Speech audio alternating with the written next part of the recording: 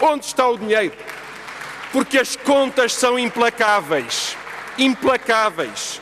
Diz o INE ontem, nos últimos meses de 2009 voltamos a resvalar para o risco de uma nova recessão técnica. Sendo certo que nunca saímos, nem estamos a sair da estagnação. Onde está o dinheiro e para que serviu? Estavam orçamentados 2.180 milhões para um urgente plano anticrise. Chegamos ao fim do ano, metade foi utilizado. Onde está o dinheiro? Estavam orçamentados 580 milhões para criar emprego. O Governo poupou aí 300 milhões. O resultado são mais 125 mil desempregados. Onde está o apoio quando ele é necessário? Onde está o dinheiro? Não é difícil, aliás, saber onde está. Para acudir ao sistema bancário arruinado pela especulação em subprime e em produtos derivados manipulados pela criminalidade financeira, os Estados endividaram-se. Dinheiro para a banca, rapidamente e em força. Agora os Estados pagam de novo e endividam-se de novo para pagarem juros extorsionários que lhes são cobrados hoje pelo sistema financeiro a quem apoiaram ontem. E os contribuintes pagam. A esse sistema financeiro predador, a maioria PS, PSD e CDS garantiu que poderia continuar a poupar 2 milhões de euros por dia em imposto não pago. Senhor Primeiro-Ministro, leve por favor os nossos parabéns à Finança, que ganhou com este orçamento 500 milhões de euros em evasão fiscal legalizada, Money for the Boys. Esta maioria absoluta falha ao país. Falha ao país.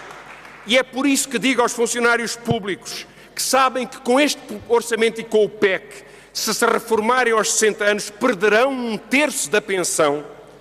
Digo-lhes aquilo que já sabem.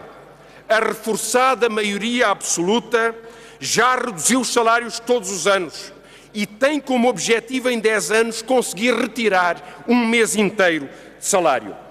Mas ela é ainda mais ambiciosa. Esta maioria rejubila quando o Governo anuncia, nas vésperas do orçamento, 50 milhões para as farmácias, 30 milhões para os grossistas. Senhor Primeiro-Ministro, dê os parabéns à Associação Nacional de Farmácias, Money for the Boys. Fica tudo dito sobre a política de saúde. Esta maioria festeja a recusa da correção dessa norma do Código que permite chegar a 60 horas semanais sem pagamento de horas extraordinárias. Money for the boys, para os donos dos centros comerciais. É a maioria PS, PSD, CDS. Mas, de facto, a austeridade não é uma política económica. A austeridade é uma maldição, não é uma solução. Persegue a segurança social, discrimina os pobres, diminui a democracia, mas não respeita nada. Ouviram, senhores deputados e senhoras deputadas, o que hoje nos dizem num apelo desesperado os realizadores de cinema? Nunca o cinema português esteve tão ameaçado.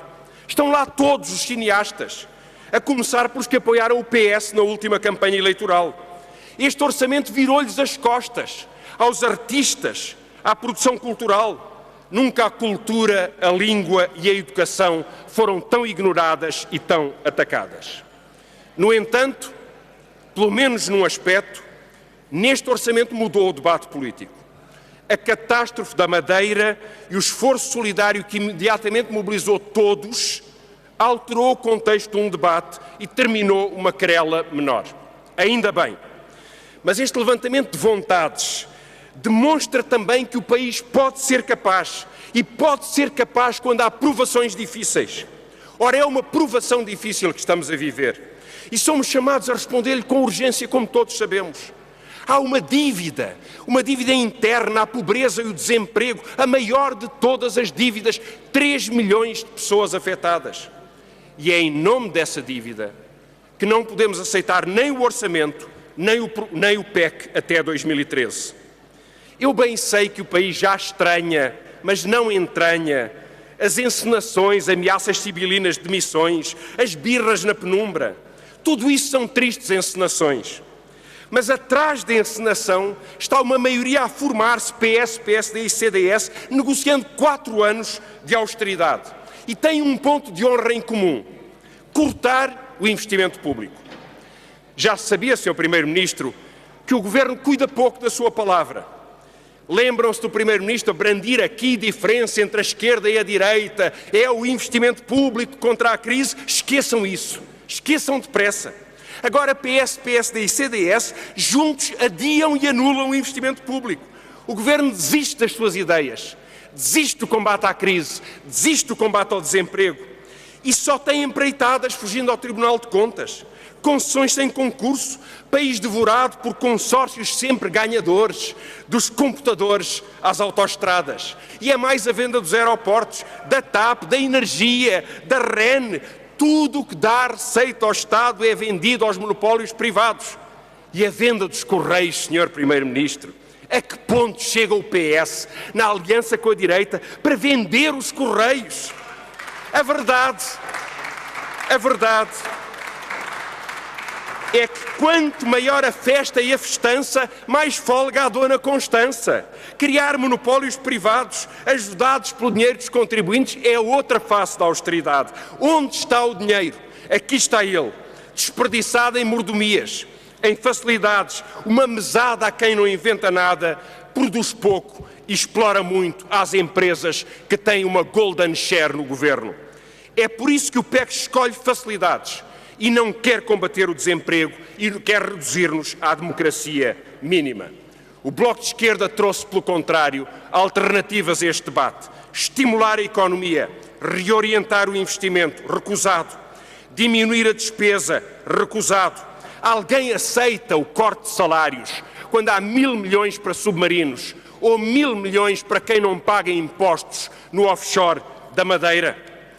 Aumentar a receita fiscal, recusado. Propusemos uma taxa sobre as mais-valias, recusada. E o país sabe que houve 10 especuladores, 10, que ganharam o ano passado 5.000 milhões de euros na Bolsa. Senhor Primeiro-Ministro, pode dar os parabéns a esses cavalheiros, porque o PS, o PSD e o CDS lhes pouparam hoje 1.000 milhões de euros, money for the boys. Chegados então ao fim do orçamento, não há dúvida que terminou um fado triste, que é de que o Governo não tem condições para governar. De facto, o Governo governa com o medo do desemprego e é contra o medo do futuro que a esquerda socialista moderna traz aqui o desafio por uma economia decente, pela resposta ao desemprego, pela promoção de serviços de saúde para todos, pela generosidade da segurança social. A esperança de um país sofrido nascerá nesta democracia responsável. E é por isso, Sr. Primeiro-Ministro, que não lhe digo que votamos contra o seu orçamento. Digo-lhe muito mais. O Bloco de Esquerda apresenta ao país o que será um contrato democrático para uma economia com justiça.